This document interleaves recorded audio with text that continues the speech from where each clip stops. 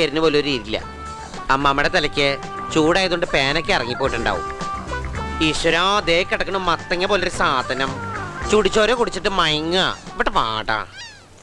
പേൻ കാണണമെങ്കിൽ എൻ്റെ അമ്മയുടെ തലയിൽ മുടിയൊന്ന് മാറ്റിയാൽ മതി. പേനിൻ്റെ ചാകരയാ, ചാകര.